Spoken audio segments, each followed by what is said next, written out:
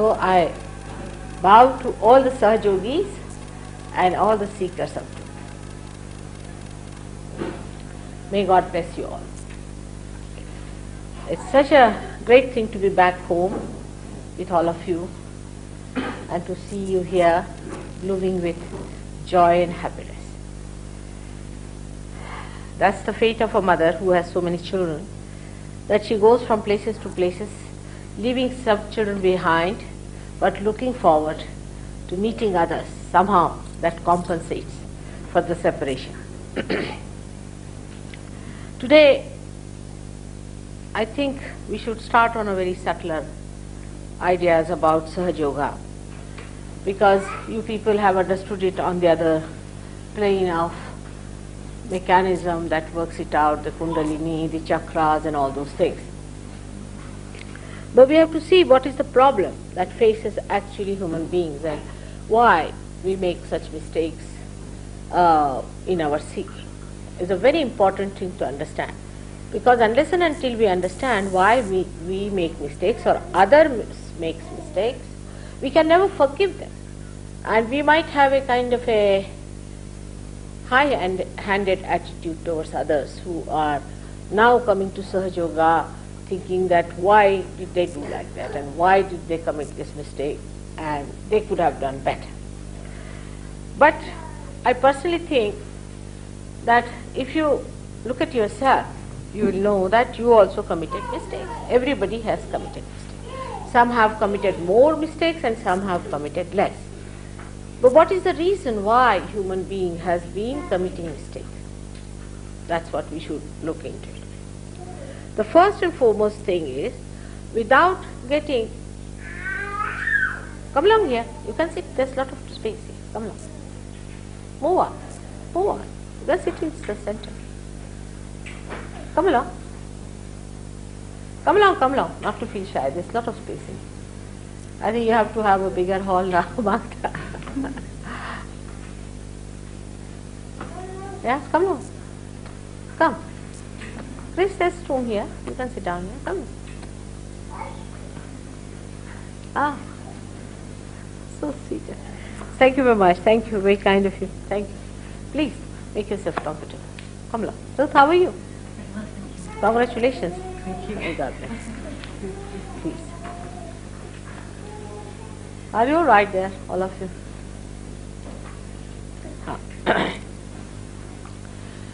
Now, those who have got realization and those who have felt the cool breeze and have matured in Sahaja Yoga know that automatically you drop out many things. Automatically. Now, why do we do it? You see, why do we drop things? Even I don't ask you for it. You just drop them. Why? The reason is the light of the Spirit within ourselves empowers us to see that this is wrong. Like as we have got eyes.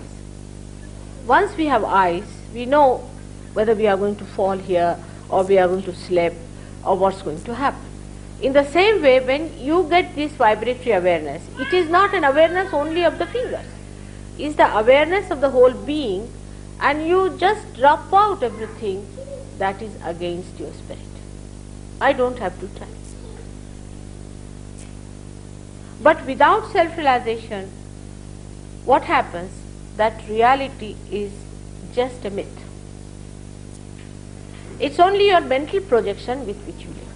You project your mind and you think this is reality. You can call anything as reality.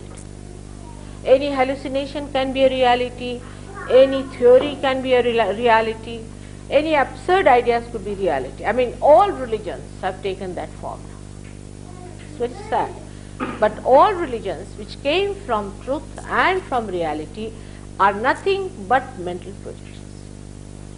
And they are very far away from reality. You can only feel, understand and assimilate reality if you are a self-realized person. Unless and until this self has expressed itself or manifested within yourself, the light has come into you. How are you to manage? Whatever you try is a mental projection. Like many people who came first, oh, we believe that we are born again. All right, now how can you challenge it? If you believe into something, I believe is one of the great sentences we use. But what is that I that believes? That's that ego. That's not yourself, because you have not yet felt the self. So to feel the self is the most important thing if you have to know the reality. So you must excuse all others who have not felt the self, who have their own mental projections. They might look like fanatic, they might look like stupid people, they may look like to be very high-handed, or maybe you might think they are these ego-oriented pseudo-intellectuals and all sorts. But all that is mythical, because that plane on which they move is mythical itself. Whatever you know through your mental projection is imagination itself. But spirit is the reality. And to know the reality, you have to be the spirit. And once the spirit starts shining within you, you just drop everything like hot brick. Like I would say, as I many times told you, that in our human awareness, we know what is beauty is. We know what cleanliness is. For a dog, he doesn't understand cleanliness. If you don't give him a bath, he'll be quite happy. Actually, to give him a bath is a problem. But to a human being, you see, what is a sin or what is wrong? Sin is nothing but whatever is against the spirit is sin. Even fear is a sin. Any such small little sins or the big sins, all are nothing, but they are all against the spirit.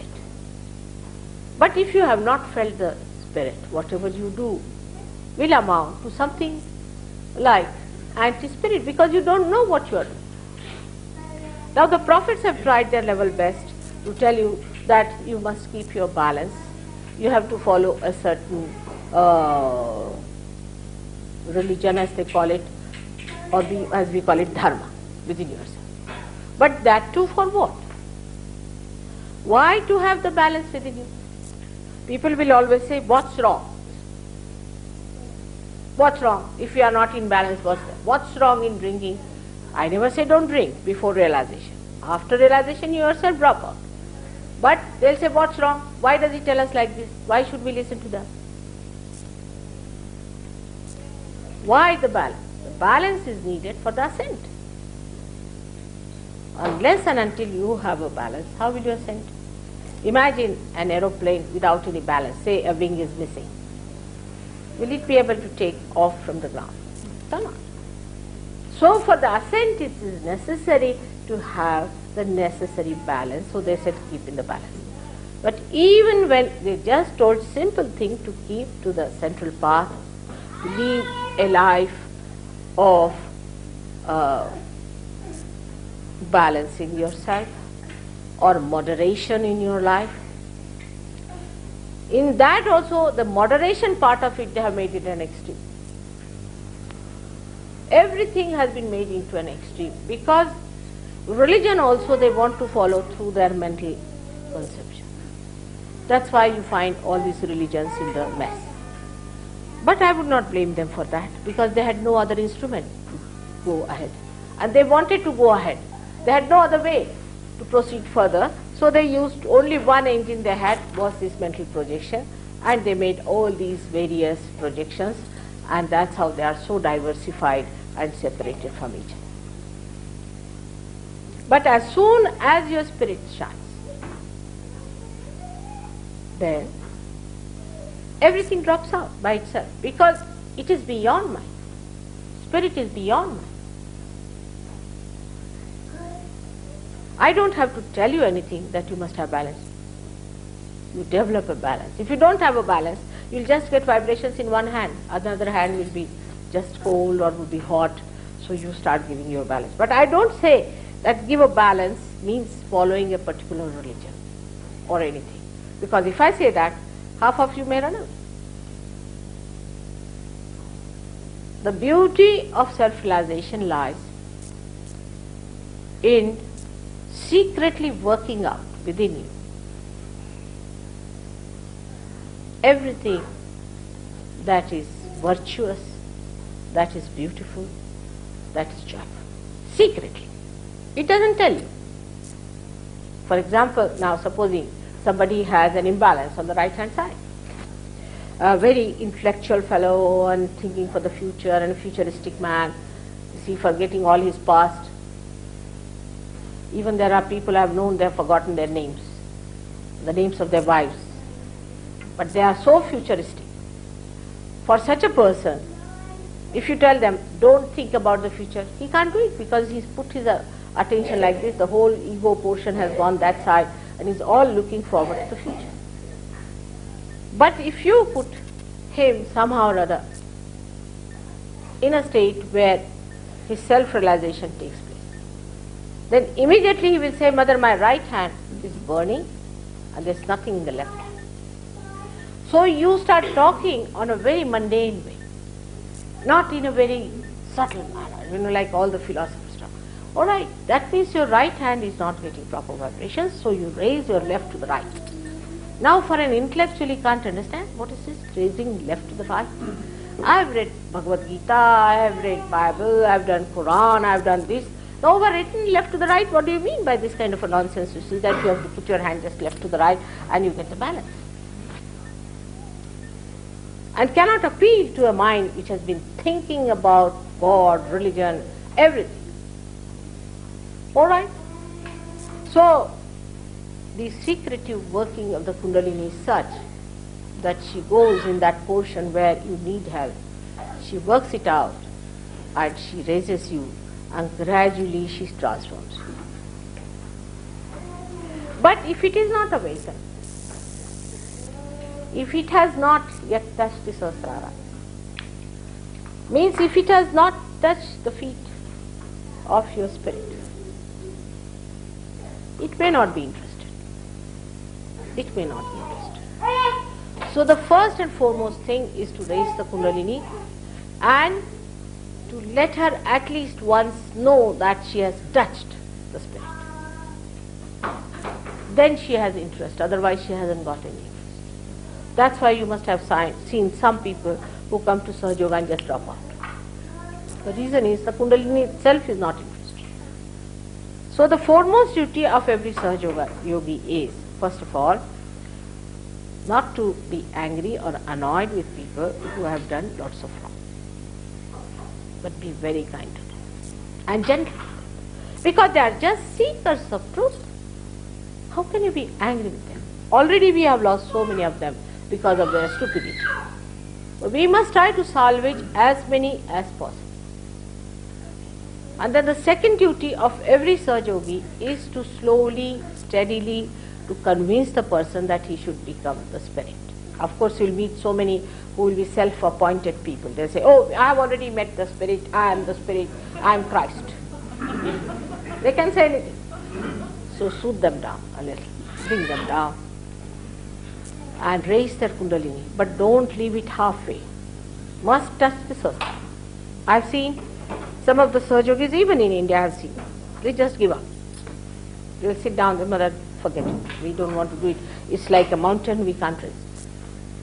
But we have to work. That's what we have to do, is to work it out, raise the Kundalini, pierce through the Sahasrara, and then Kundalini will work it out. It was a question asked to me, Mother, that we gave realization to so many people. Out of that, only about 30% people are coming up, the rest are lost. The reason is, you have left it half done.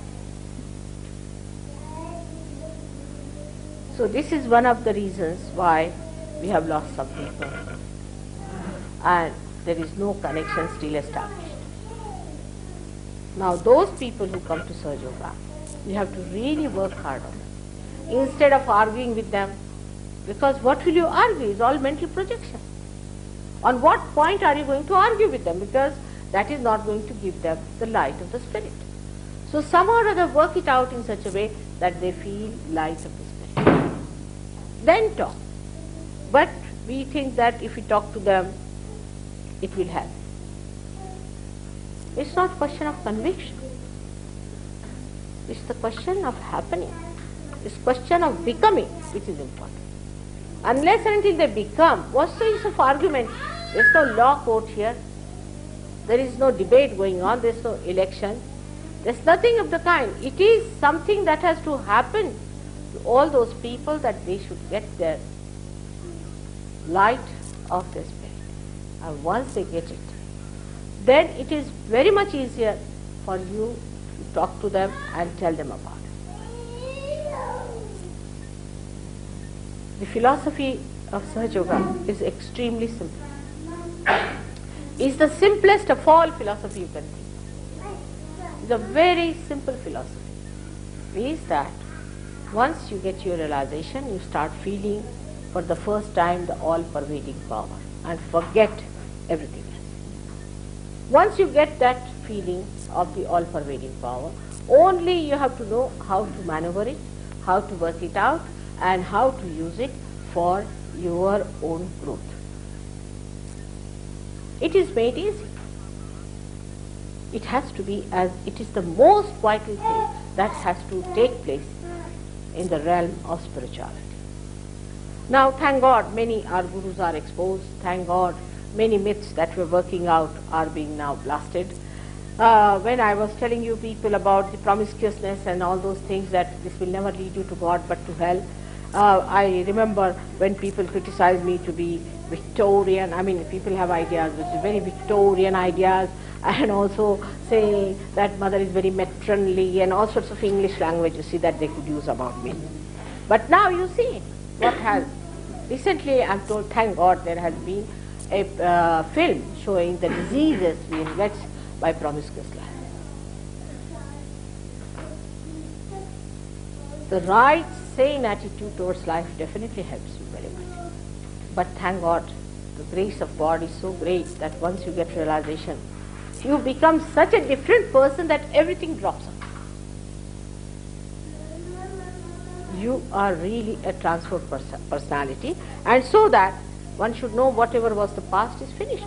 There's no more there. The egg is finished, it's the bird. And who to blame, who to talk about, is the bird there. Now let the bird find its own wings and fly. Once you understand, the simple thing of Sahaja Yoga is that we have to make everyone feel the all-pervading power of God to begin with.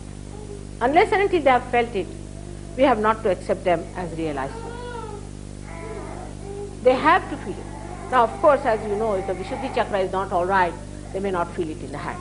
But still, no use. If you tell them that according to us you are a realized soul, but according to you, you are not feeling. You see, because the mind is working. Instead of feeling a little disturbed about it or upset about it, they may just think that, you see, it's just a make-believe or a psychological stuff and I didn't feel it. I'm a person of great willpower that I didn't feel it. There's many feel like that. So they can be lost. For now, as our Sahaja Yoga is increasing everywhere in the world, we have so many good surgeries in England now. They are sensible people and uniquely placed in this great country. And they have to understand that wisdom is higher than intellect, and discretion is higher than debating. Take a very kindly and a compassionate attitude towards the rest of the people, and then work it out that they should somehow or other feel this subtle force of God's love. Then gradually try to bring them round and teach them what you have got. It's easy to blame their ego. It's very easy to say, oh, they are ego-oriented, throw them. Very easy to say that. But that's not their mistake. That's not their doing. It was because they never felt the spirit before. Whatever they have used that instrument, whether ego or superego, and they have built up their own self in that kind of a fort. But this barrier can be broken very easily as soon as they get their realization. I found the same thing in Australia. When I went there, so many came back, so many. And now we have everywhere quite a lot of people. In every ashram now we have coming at least 1,000 to 2,000 people. We have 5 centers now and it's working out very well. And same thing is in England, we can work it. But I told them the same thing, that reality is a different thing and a mental projection is a different thing. You still do not talk on that level to these people because you'll just increase their mental projection and their barriers will increase. And this has helped them a lot, and you'll be amazed that those people who were lost have come back to Sahaja Yoga and are growing very fast within themselves. Now for the new people I have to tell, you have to have patience with yourself. You have to have patience. As I have patience for you, I have love for you. I am here only because of you. You also must have patience for yourself and full confidence in yourself that you will become the spirit. If you have these two things, I am sure it will work out. It is going to work out. Once you get your realization, you have to work out on other people, and gradually you will be amazed that it will grow and it will convince you, and you will know that you have become the realized soul. But the realized souls are very simple people. If they say I am a realized soul, nobody can believe them because there are no horns around them, no gurudam around them, nothing of the kind. They are extremely simple people. So what is going to help you is a simple attitude towards yourself and towards these Sahajogis and towards Sahaja Yoga. That you have come here to become the spirit. We have to gain nothing from you. There is no clientele as such. There is no money proposition, nothing. It is you who have come to the Ganges to take the holy water. It is you who has to take it. We are here to help you. If that attitude is developed, I am sure with your cooperation, we can change the face of this world. And as William Blake has said in this Hampstead, we have to build up Jerusalem here. May God bless you.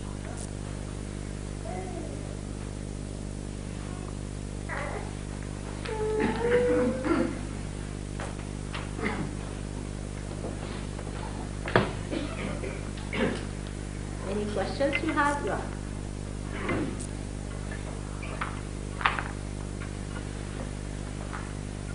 This is not a loudspeaker.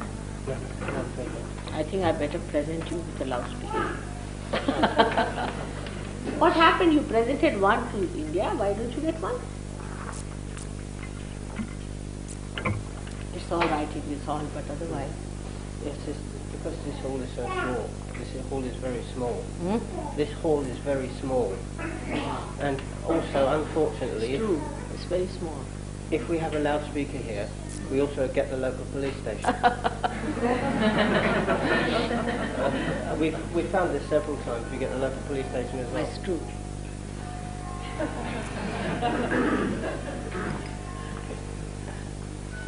Any questions? Yes, please. If I may, but I'm quite new to this, so I obviously don't know very much about. I don't know very much about it at the moment, but from what I understand so far, one experiences the spirit through the nervous system, and therefore has some form of sensation, such as a cold freeze or some phenomena such as that. But in relation to psychic phenomena, such as spiritualist seances and the like, similar feelings can be experienced, such as cold freezes and senses of touching. Those sorts of experiences are the actual sensations are common to what are regarded as psychic phenomena. Now, how can one, such as myself, who is new to this subject, distinguish between what is a psychic phenomena and what is actually the manifestation of the spirit itself? It's good, I think. You got it. You see, when they say they have felt the cool breeze, as psychic people, they are telling lies. Simple as that. Because the cool breeze of the Holy Ghost that you feel has not only the cool breeze, it has its own powers. For example, now I say there's a flame, alright? Now if there's a blind man also, if he puts his finger around there, he will know it's a flame, isn't it? Because he can feel the heat. In the same way, this cool breeze is just to feel his cool breeze, but it's a dynamic stuff. You can, when you get this cool breeze established with yourself, you'll be amazed that under your hand, the Kundalini will pulsate. It will rise, and you will feel the cool breeze of another. With this cool breeze, you can cure diseases like cancer and many others. With this cool breeze, you can give balances to people. Everything you can do with this cool breeze is tremendous. If you have any, say, question, any question, supposing you are a realized soul, you want to know about a guru, if he's real or not. If it's a psychic thing, you won't get it. You won't know. Why psychic people are all going to parapsychology? It's a horrible stuff. This parapsychology is one of the worst things that can happen to human beings. But they don't know what it is. There's nothing absolute about it. But the cool breeze is the one that gives you complete, absolute idea. Like you want to know, is there God? Ask a simple question like that. Whether is there God? You get a cool breeze. Now it's so discrimination is so great and so precise that supposing you want to know about a guru, how he is, supposing he is a devil, then you might get even blisters on your hand. You might even get tremendous heat in your hand, and vibrations will stop completely. But supposing he is halfway, then you may not get such bad effects, but there won't be any breeze at all. But supposing he is a realized, so for William Blake, for example, I don't have to ask, I know. But unless and until you really feel that cool breeze in your hand, in a real way, also it's coming out of your head, then you should not believe that you have got a realization. You should not believe it.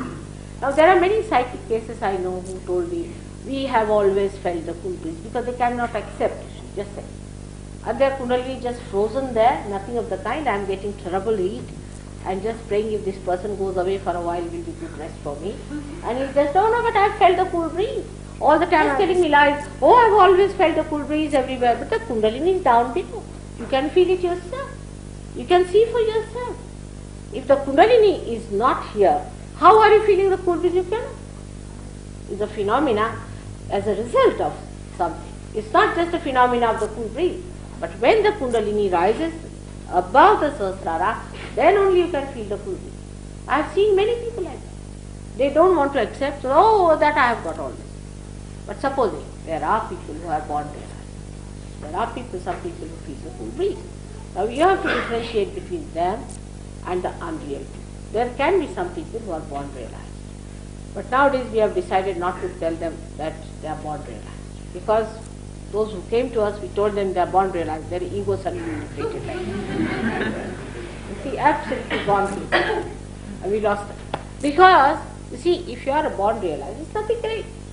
Nothing great, because so many are realized. Here, supposing you get a realization today, alright?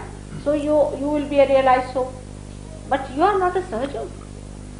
Sahajogi is a person who not only is a realized soul, but he knows all the technique of this pure knowledge. He knows all the laws of the divine happening, and also he knows how to handle the Kundalini. Sahajogi is a knowledgeable person, the one who knows all about it, who knows all the permutations and combinations, who knows how to maneuver it, and everything about it. So you can say a boy who enters into the first class, he just knows 1 + 1 is 2. But say a professor of mathematics, there's a big difference between them. So even if somebody is a born realized, it's better not to tell him that you are a born realized, because he suddenly thinks he's become a professor. Imagine a little boy thinking that he's become a professor. It's very detrimental to him as well as to others. So best thing is to get the cool breeze in the right sense, in the right way, and understand that it works, it must work. As you see, how do you make out a real note and an unreal one? The real note never works. So it's not a myth, it's a reality. Again I say it's a reality. Supposing this is an artificial thing, it won't work. Anything that is artificial doesn't work. Alright? You go to this Madame Dussault's place and you find so many people sitting looking exactly like us, you see? But they are not living. Alright? You understand my point? So you have to master it. Know it fully. You have to master it and understand it. You see, unless and until you understand it to that extent, you cannot reach any goal. Alright? And we have to work it out. God bless.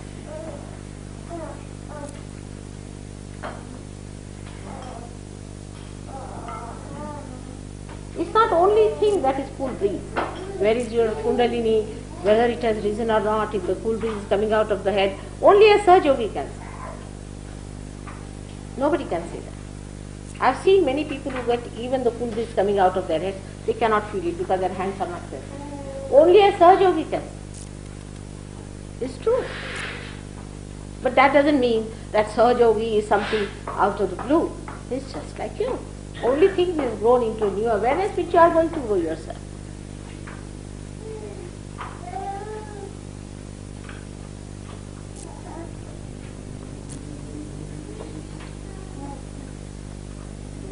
What's your problem? Huh?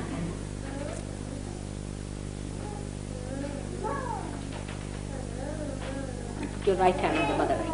Just tell him to put the right hand on the mother eye. Yes, that's it, right. Keep working.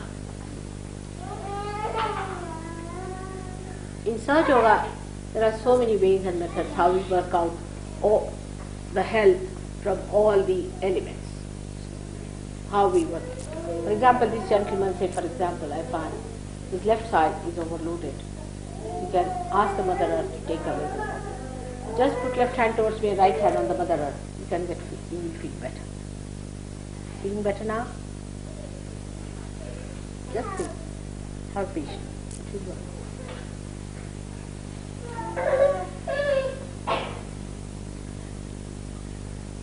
Any other question?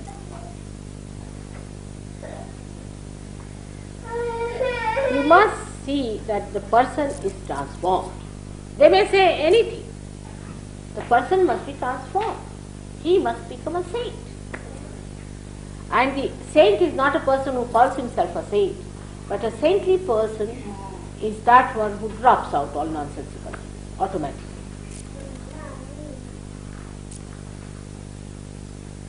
Nothing sticks to it. As they say, the lotus leaf. See, you put water on the lotus leaf, the water drops out. Nothing sticks to it.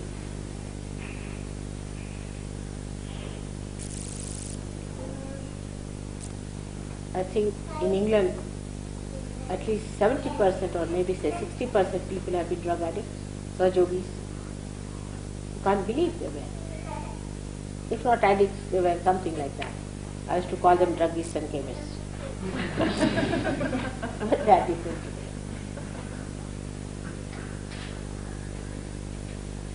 Any other question, please?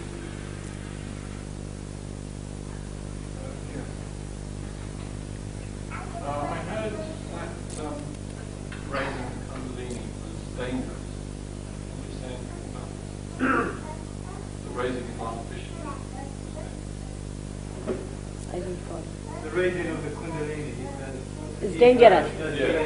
Yes, but you see, the trouble is, those who have written about it have no authority. I've said about it many a times, like say a villager comes to the city and puts his hands in the plug, you see, and gets a shock, and you say electricity is very dangerous. Right. It's like that. But Kundalini is your mother. You have only one mother. She has only one. It's your individual mother. You don't share it even with your brother or sister. She is your mother. She doesn't trouble you at all. She is the greatest well-wisher who is born again and again with you, waiting for this. There's no question. But those who are unauthorized, kundalinis of thousands of people have seen that.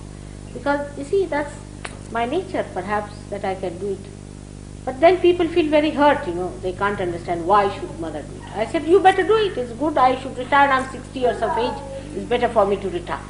But you should do it. But if you are doing so many things, I don't know how to drive, I don't know many things that you do. I know one thing, how to raise Kundalini. So, if something is difficult and is done easily, means that person is a master of that. And if that person is a master, doesn't matter, there are masters of everything. Alright? So far, I haven't seen anybody suffering because of Kundalini, and should not. But it's not an easy thing for many people, because I met some saints this time, and they said, it's only you who can do it, Mother, we can't. There's a fellow called Gagangad Maharaj, a very old man, and he lives in a forest on top of a hill. And he's come to me also. And he has many disciples, and one of them, he told him to do this and do that. You see the balancing part of it, and he did all those things for 14 years. And suddenly, in a program in Kolhapur, we just came to see him. He got his realization. He was shocked that 14 years I've been doing all this and I never got it, and how is it in a short I got? So he went to see Gagangad Maharaj. So he told him about me. He said, she's different. So that's how it is. And I feel rather embarrassed to talk about it. Alright? May God bless.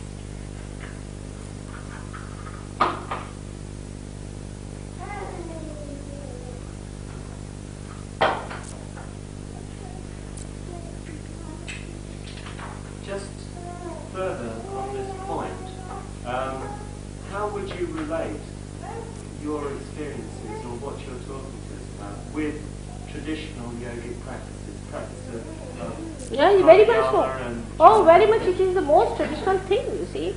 Because the yogic practices you do here is some sort of a, I don't know what to call it, but it's like just a wee bit of it you have taken and you are doing that. That's not yogic practice at all. You see, Patanjali Yoga, which was practiced thousands of years back, when people led a different type of life.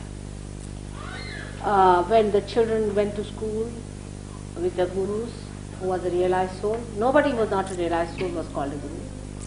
And the children had to lead a very celibate life, because according to your university, you are called as your gotra.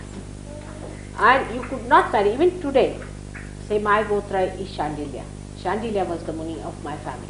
I can't marry a man from the same gotra. Even today, thousands of years have passed since then. Shandilya lived about 40,000-50,000 years back. But even today, I can't marry a man who belongs to the same gotra. So the celibacy, you can imagine that from one university you could not marry. That's how they led a life, and then they went, after 5 years of age, they went to those schools, they lived there, and they came out of that in complete celibate living they were, and then they got married, and then when they had children, they sent them back. Like that, the system worked. But if you read Patanjali Yoga, the first thing that Patanjali Yoga said, that Ishvara Pranidhana is the establishment of God. First, you must establish the spirit. It's like we have not just started the car, for example. Right? It's very logical. Now I am coming to Hampstead. I don't know the way, supposing. And I don't know which way to go. Now supposing I say that, all right, now I have to go to Hampstead. From the very beginning I'll turn to the left and not to the right. Can I do it? No? So when the Kundalini rises, then only you will know which chakra is touching. What is your problem? Beforehand, supposing you are doing at random any exercise. Say example, the way people are doing these days yoga. It's so-called, it has nothing to do with yoga. You see, these exercises when you do, you are not aware as to what are your problems. You don't know what you are suffering from and what particular asana is needed for a particular type of a chakra which is blocked. Alright? So what you are doing is indiscriminate taking medicines without understanding. But the practice of these things are a very minimum part of the whole of Patanjali. First is Ishvara Pranidhana. Means when you establish the spirit, Ishvara Pranidhana means establishment of the God. Once you have established that, then the Kundalini starts moving, and then you know where to stop, where to turn, how to do. This is real tradition, but last 50 years, see, all sorts of nonsensical people have come up there, change this, change that. And it's logical. It's logical, you see. Supposing you are suffering from Agya Chakra, alright? And you are doing the exercise of this chakra. You will spoil this as well as spoil this. There is no logic, there is no understanding, nothing. See, this is just physical exercises because people want to become actors and actresses, I think. Well, no, I mean, I'm talking about the whole, the 8 limbs of yoga, the whole Ashtanga. Which one? The 8 limbs of yoga, going through the whole system of, the niyama and the asanas, pranayama, pratyahara, all those things, you see. Try to work towards samadhi. No, it does not, it does not, it does not, it does not. That's the other way down. See, this is the problem. You see what happens, that unless and until you get your realization, you have no entry into yourself, you don't know where you are going. This will never work. On the contrary, all those who have done Hatha Yoga catch on their heart center very much. Because the whole attention is on the body, the left heart catches. Just now I've been to one organization where I met 3 of them. They all had their left side absolutely frozen. So they said, Mother, what should we do? I said, you must sing the praise of God. Forget. You have become so dry like a bamboo now. Fill it up with the love of God. Forget it, all your asanas and things. They're just like, you see, dried fishes. That there's no emotions left. It's such an imbalance. Ha and ta, both the things. They have not said only ha is the Surya Nadi. They said ha and ta. What are you doing about tha? Nothing. So only you are doing ha yoga. Alright? You have to do hatha yoga, but without Ishvara Pranidhana, without realization. We also do, not that we don't do. Whatever is needed, that we do. For example, now, when I went there, I told them what should be given to a person who is suffering from mental diseases. They said all these. For mental diseases also all these. For egoistical people also all these. For liver patients also all these. I mean, it's horrible. I said, how can that be? On the contrary, to a mental patient, if you make him bend forward, he will suffer. You must bend backwards. Person who is ego-oriented should bend forward. They changed, of course. I mean, they are sensitive people as far as I am concerned. They believe in me. They think in India, of course, I am accepted as some sort of something like that.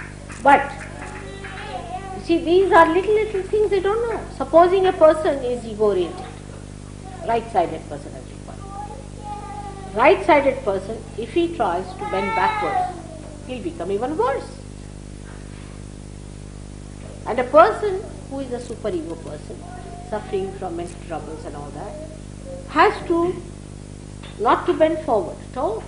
He has to bend backwards. Because there are 2 types of people. There are actually 3 types, as you know. The people who are, I mean, in vulgar language we can call it masochist and sadist, but they are extreme cases. But I am saying that's fine. We call them tamoguni and rajoguni. So the rajogunis, the sadists, if they become more like this, God save the world. Is the point. And the emotions are drained out of such. There are no feelings left, no emotions, nothing is zero. I met one dentist who came, he said, Mother, now I have become a sthita pragya. I said, how? I have no feelings. Nothing happens to me. You see, my child is sick, I am not bothered. What a nice man you are. I have no feelings. My mother calls me, I have no feelings. I am living somewhere alone. I said, all right. No. I said, is that the way the saints have lived? They have been worried not only about their people but about everyone. There's no love. There's no love in the modern yoga. No love. It's only the love of God can be only felt through spirit. You have to have a balance. It's very one-sided, extremely one-sided.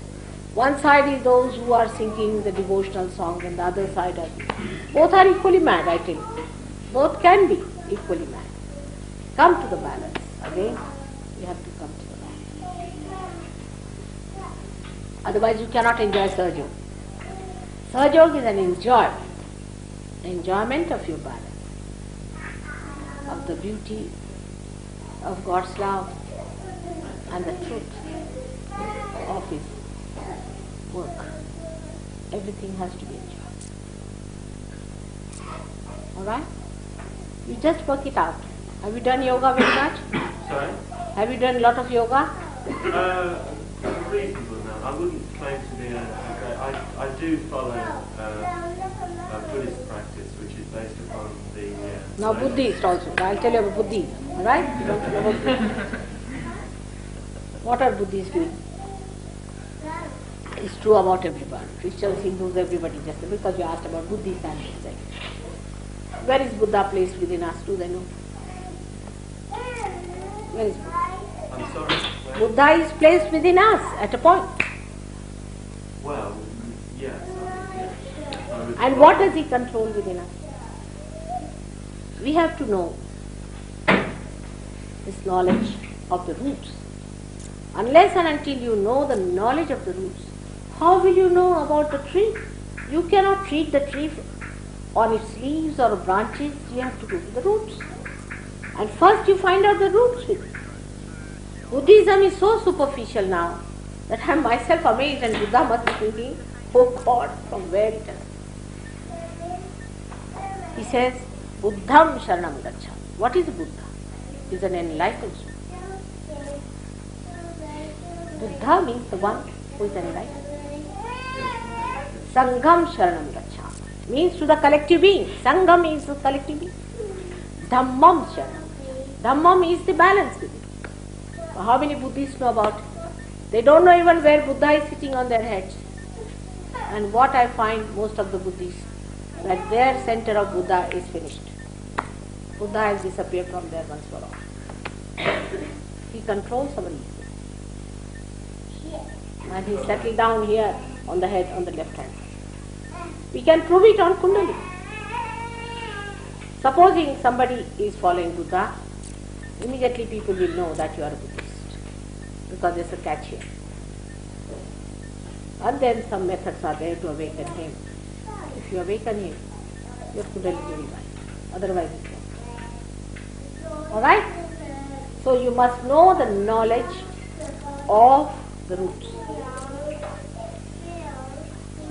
We should not just depend on Buddhism or any ism. Oh, no, yes, That's agree. what I'm saying. It's just that the things that you said at the beginning, I mean, I agree with that. Yes, you see, we have to have the complete integrated knowledge of the roots which nourish us, isn't it? Yes, but I mean, are you advocating a particular system or practice whereby one can get closer to these roots than perhaps most of us just feel, just through being human? I mean, just through our sort of feeling for our fellow beings? No. There is no system about it. There is no system, no practice, no courses. Actually, it is spontaneous. I am talking of your evolution. Your evolution comes through a living force of the living God. You cannot have a course in that, can you have? How do you sprout a seed? You have to just put it in the Mother Earth. It sprouts by itself, it is built in. In the same way, within you it is built in. And it sprouts. So, there is no course. Maybe you may not get it today, you will get it tomorrow. Some seed sprouts faster. You see, for me, that very much accords with what I see as the Buddhist tradition anyway. I mean, I see the Buddhist tradition as growing out of an No, no, no. which is... You are sadly mistaken about Buddhism. The trouble is, with the Western people, they are so fed up with Christianity that they think Buddhism is going to solve the problem. They are just like any other Christian church. Take it. All these lamas should be hanged by the nearest ear. Horrible people they are. Horrible. You should see their vibrations. You know, this Dalai Lama, when they're sitting next to me, I was invited to the Prime Minister's place. I just couldn't bear him. And the Prime Minister, Lal Bahadur Shastri himself, was a realized soul, and he could feel it. He said, "Is he very hot?" I said, "Yes, in Hindi." He said, "He's an extremely hot fellow." He said, "All right, you get on the other side." He made the foreign minister sit.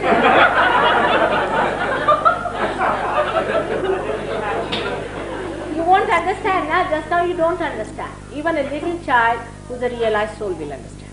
But you won't, because you are not yet. This is the point. The difference is you are mentally understanding. I have a granddaughter. She was hardly 5 years of age when my daughter and the son-in-law went to Ladakh. It's an interesting story. And there was a lama sitting, you see, like this. And everybody was touching his feet. This little child who was a realized soul, she couldn't bear it anymore. When the father went and touched his foot, she just stood back and she said, "What do you mean? By shaving your head and wearing this big stuff, you think you are a realized soul? Why are you making everybody touch your feet?" Just he stood up. And my son-in-law felt quite embarrassed, and he told that he is not even a realized soul. Why do you touch his feet? You won't understand. Even a little child will understand, you won't understand. Realized soul is a person who can feel. This is what Buddha has said, that's the traditional thing. He has said, first of all, see yourself. Buddha didn't talk about God. Why? Because he thought if you talk about God, again another religion will start. He just said, first of all, as I say, first of all, seek yourself. Get your self-realization. Nothing else but get your realization. Well, yes, I mean, Alright, that's it. That would be So my better have understanding it. of Buddhism. Better have it. You see, to have Buddhism, there's nothing like Buddhism about Buddha. These people have made it. To have it means to get realization. What tradition are they following? Carrying that ring like this, like that, mad keep people. Horrible. Is that what Buddha did? He sought his realization. He didn't do all these nonsensical things, these lamas. And they even beat people and do all kinds of things, horrible, cruel people. Thank God they are out of that Lhasa. You should see the Tibetans.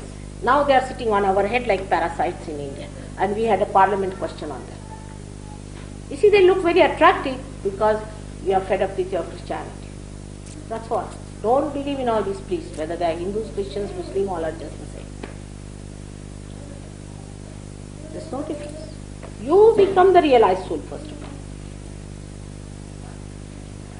You have to be the Buddha. Alright?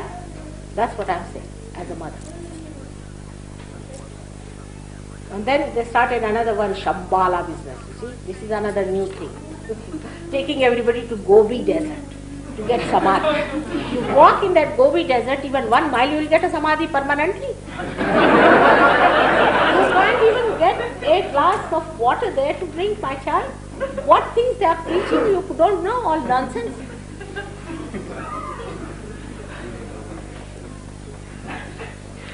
In Spain, some Spanish people have started this nonsense.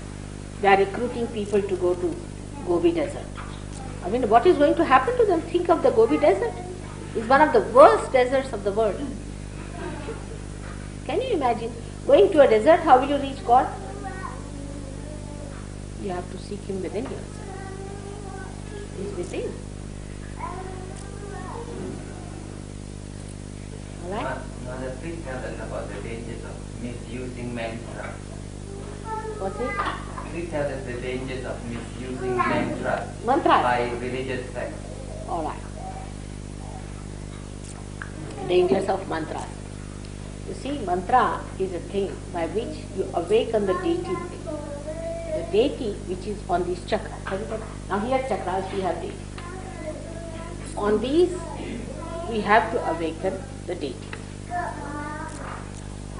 So, a person who is awakened himself can only tell you what mantra to say. Isn't it? A simple thing as that. The one who has no eyes, what can he tell to another blind person? So first, an enlightened soul who knows about chakras can only tell you what chakras are catching with you. But the Kundalini shoots off. Supposing you are just now catching your Nabhi chakra and I tell you that you say the mantra. Not that you, but the realized soul should say the mantra and awaken them. Maybe the Kundalini has gone there, so from there you have to come here. You have to see the movement of the Kundalini. Like a car is going now. Very simple.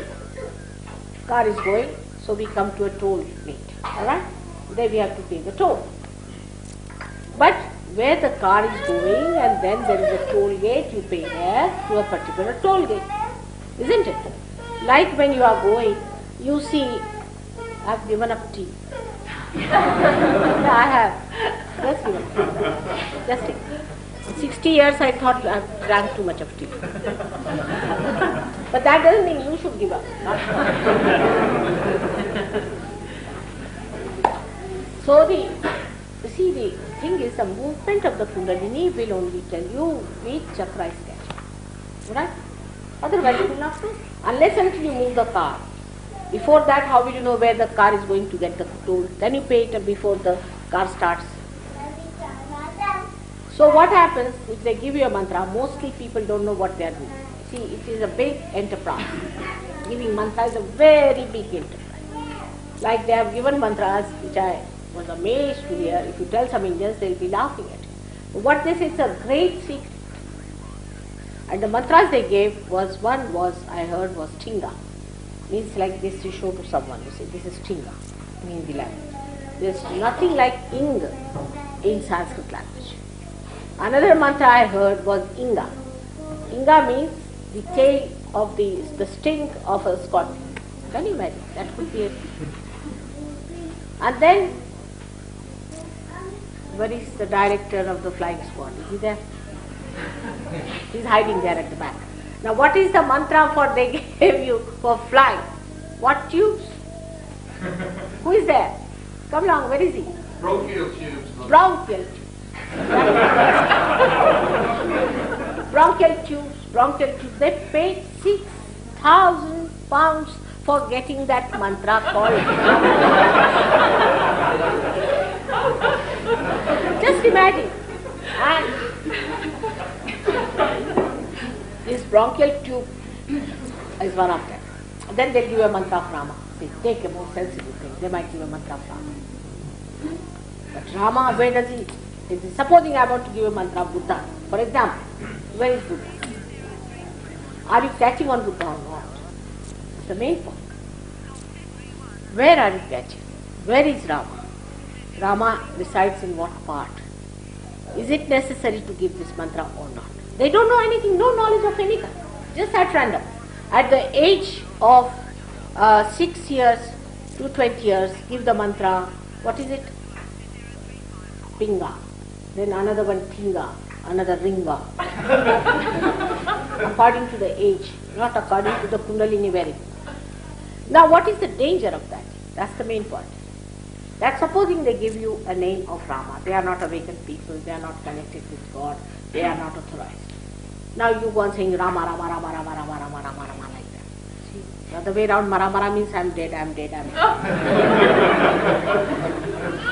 So you go on saying Rama, Rama, Rama. Now what happens? That you are not connected with Rama at all, because you are not a realized soul. Neither the Guru, the one who has taken 3,000 pounds for giving you this Rama mantra, is a realized soul. So when you are shouting like that, Rama, Rama, Rama, who will come to your help? Will be somebody dead as Mr. Rama somewhere. He will come to you. And he will possess you. With that you may start thinking, because you get an added personality, suddenly you feel, you get more power, so on. Like Gauguin, if you want saying Gauguin, Gauguin, Gauguin, you might enter into it. You might start painting something, and after that, finished. You have no energy left. Because one horse is riding 2 men. But the worst thing that happens to you by saying mantra is that you develop a terrible dent in this very important center called Vishuddhi, especially the left Vishuddhi. And then they are frightened if you ask them, what is your mantra? Mother, I won't tell you. Why? No, that is not to be told. All secrets in God's vision, in God's realm, there should be no secret at all. Everything should be well known. Everybody should know what is what. Why should there be any secrets? I can't understand. For example, everybody will know, those who are realized souls, when you are catching, what is your chakra, will tell you. Everybody will say that. Like one day, one gentleman came, he said, why are they all coming and asking me, how is your father? I said, because your Rama's chakra is that. That's exactly the mantra given to you. So your chakra is caught. That is the one, that the name they give you, because you are insulting the deity. And this Vishuddhi chakra, by which you say, also is caught up. And from there, it goes as guilt to the left. If you try to correct a person, it acts as guilt, and he gets a problem on the left hand side, Vishuddhi, which is a very, very big problem. The Japanese religious sect gives a Buddhist mantra called Nambo Renge Kyo. Namyo Horenge. I know all of that. You see, Namyo Horenge is a great thing, but not by these Japanese people. Japanese lesser the better. I met the person, oh, his name I forgot. He was the head of the Zen system. Now see, Zen is such a,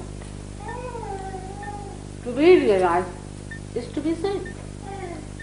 But this fellow had a frozen kundalini just like that there, it's sitting settled up. So I told him, sir, with very humble understanding, I would like to say that, are you really a Zen? He said, I am teaching Zen, but I am not. So I said, why? He said, altogether from the 6th century till today, only up to the 8th century we had Kashyapas, means realized. Only till the 8th century. And after that what followed was this kind of people who had the Kundalini just settled down there. But at least he was honest. And he was suffering from a horrible disease for which he came to me. So I said, at least you do not propagate now Zen. Because you are not a Zen. You are a Christian, are you? Ask anyone who says. This artificial baptism is not Christianity. It's a real baptism. Raising of the Kundalini. Is the Kundalini piercing you. Are you a Muslim? You are not. Because you are not a peer. You have to be a realized student. So imagine, all these people who are teaching all these things are not authorized at all.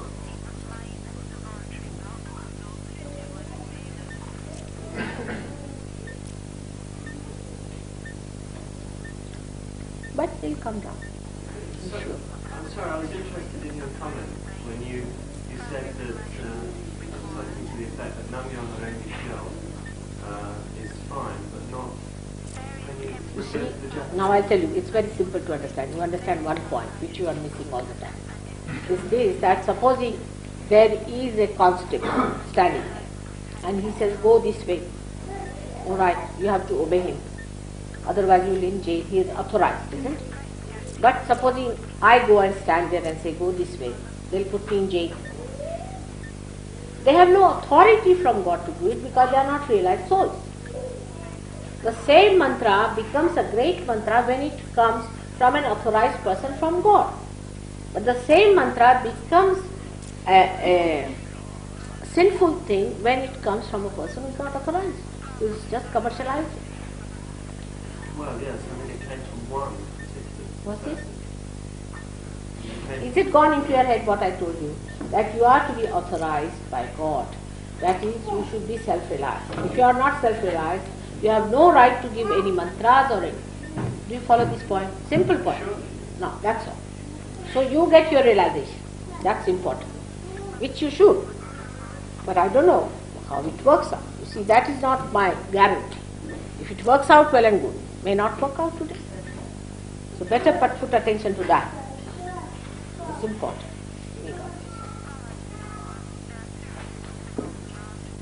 Is there any other question now? Put attention to that. That is important.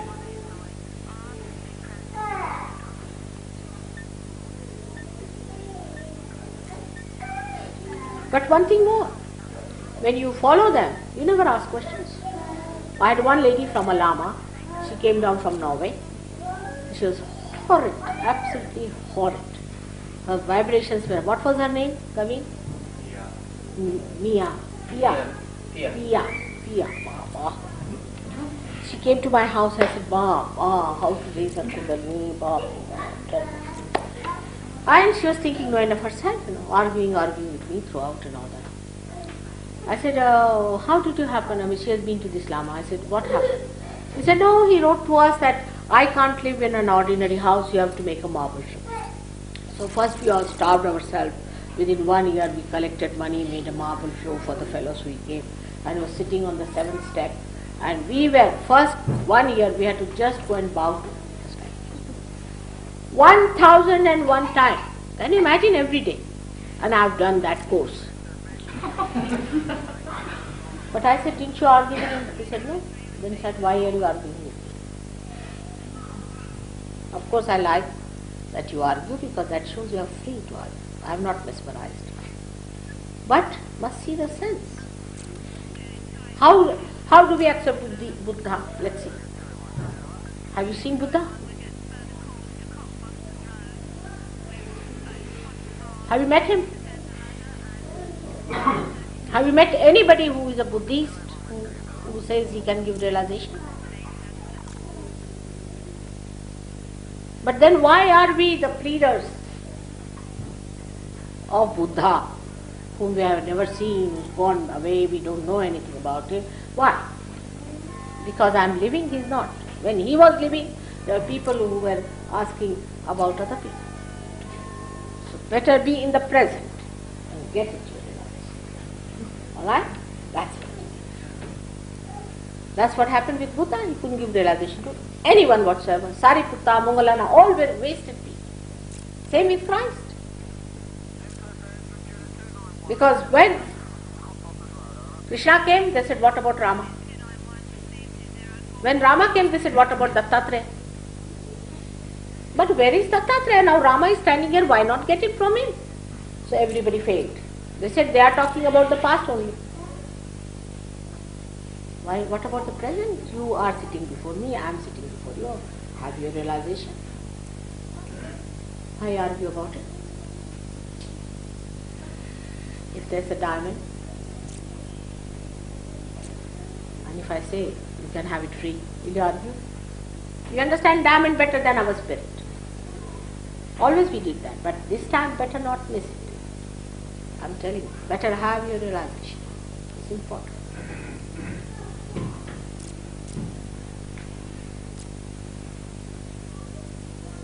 Of course, Buddha plays a very big role within us. But first get your spirit, otherwise it has no authority. The knowledge of Buddha has no authority within you unless and until you become the Buddha yourself.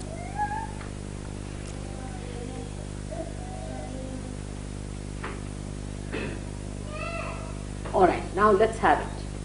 At the end of it, I would request you to have your realization. Put your hands like this towards me. Just like that.